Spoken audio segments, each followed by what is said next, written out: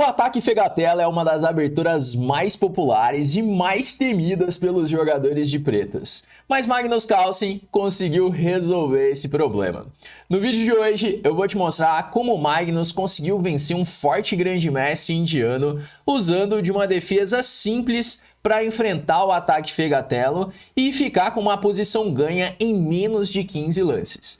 Então vamos ver como que aconteceu isso. Magnus Carlsen estava de pretas enfrentando um grande mestre indiano chamado Pranesh, que é um desses prodígios indianos, e a partida começou com E4, o Magnus respondeu com E5, cavalo F3, cavalo C6 e agora vem o lance bispo C4, levando para as posições da abertura italiana, onde o branco ele vai pressionar o ponto mais vulnerável das pretas, que é o ponto F7.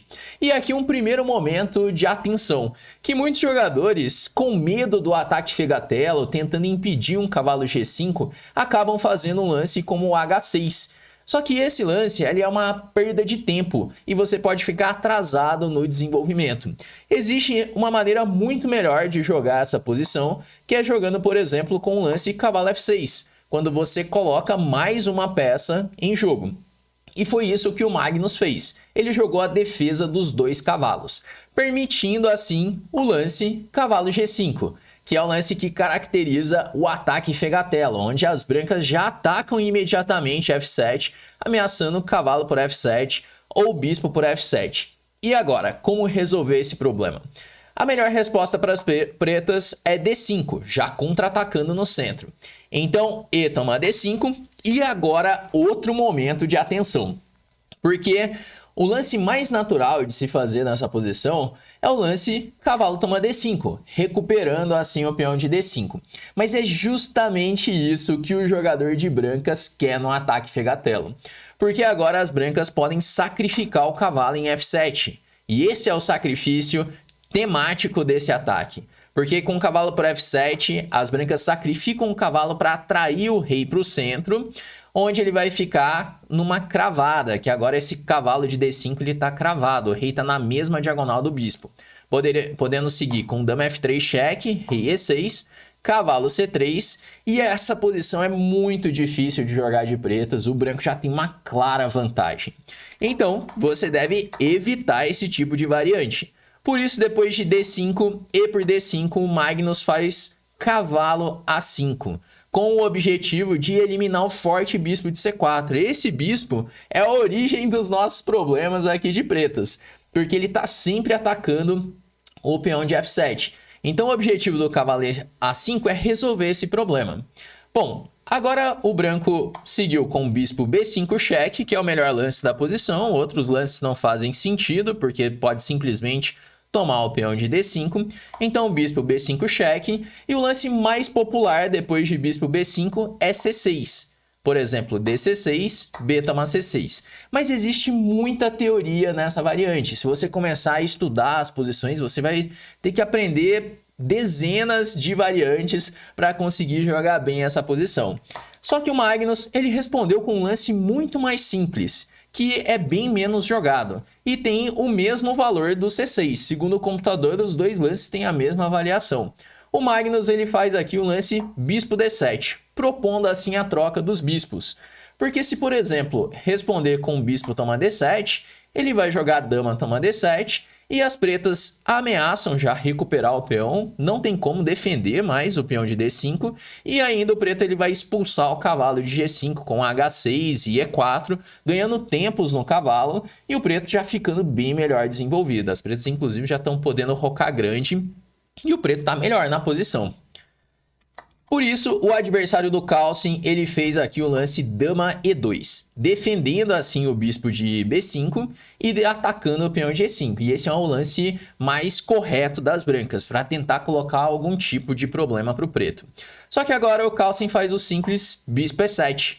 A ideia dele é completar o desenvolvimento. Ele quer jogar bispo E7 seguido de roque.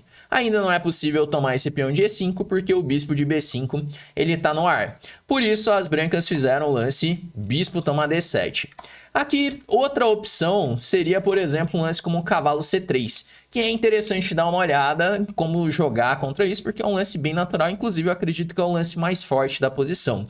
Aqui as pretas poderiam seguir com bispo B5, dama toma B5 e agora C6. E o preto ele joga sacrificando um peão para conseguir assim uma vantagem no desenvolvimento. A verdade é que consegue uma clara vantagem no desenvolvimento. Por exemplo, no caso de dama por B7, as pretas já podem responder com cavalo D4, ameaçando assim duplo em C2. As brancas vão ter que devolver um pouco de material, por exemplo, depois de roque, é possível seguir com roque agora, e não tem como defender o peão de C2, esse peão ele vai acabar caindo, e o preto ele tem uma forte iniciativa na posição, devido aos problemas do branco no desenvolvimento. E, por exemplo, se o branco jogar um lance como roque, que é um lance mais natural, para assim colocar o rei em segurança, as pretas poderiam seguir com roque, dama E2, tentando reagrupar as peças, cavalo D4, dama D1, torre C8, e o preto ele tem a iniciativa porque agora tem a ameaça de jogar com B5 e B4 e tem uma pressão muito chata em cima do peão de C2. Por exemplo, D3, B5, A3, cavalo D5, já atacando o cavalo de G5, pressionando ainda mais o peão de C2. Essa poderia ser uma possível posição onde está clara a iniciativa das pretas pelo peão sacrificado. E essa eu acredito que seria assim, a melhor forma de jogar de brancas, inclusive, na posição. Mas o adversário do Magnus, depois do bispo E7, respondeu com bispo por D7, que faz sentido também. Dama toma D7 e agora veio o cavalo C3. Bom, agora o que acontece se o branco jogar, por exemplo, dama por E5? Esse lance pode parecer normal até, porque não tem nenhuma ameaça imediata, não tem nenhum golpe que faz o branco perder a posição. Mas se a gente lembrar dos princípios do jogo na abertura, fica claro que o branco está muito mal desenvolvido. E na abertura, o principal objetivo é colocar as peças em jogo o mais rápido possível. Então, depois de dama por E5, o Magnus poderia seguir com cavalo por D5, já ameaçando F6 garfo. E, por exemplo, se dama por G7, agora roque grande. E essa posição, ela tá praticamente perdida para as brancas. Porque o branco não tem nenhuma peça em jogo, não conseguiu tirar nenhuma peça na ala da dama. E o rei, ele tá no centro. E as pretas com todas as peças desenvolvidas. Já começa a ter ameaças como torre G8, ganhando peça, por exemplo. E se faz um lance como um cavalo por F7, dando um duplo, é possível responder com um bispo F6. Quando tirar a dama, cai o cavalo de F7. É possível até dar um cheque primeiro em E8, rei D1 e agora dama por F7. Bom, e essa posição, o preto já está com peça a mais, o branco já pode abandonar nesse momento. É peça a mais e ataque na posição. Bom, então dama por E5 não é uma boa, as brancas seguiram com o cavalo C3 e agora o Carlsen faz o simples cavalo por D5. E a verdade é que nessa posição o preto já está melhor, porque ele está recuperando o material, né? Então aquele peão em D5 ele já recuperou e o preto ele está melhor desenvolvido. O cavalo em G5 ele acaba ficando bem exposto, é uma peça em defesa que pode ser atacada pelas pretas e o preto já está rocando. Então, de uma forma muito simples, o Carlsen resolveu todos os problemas da abertura.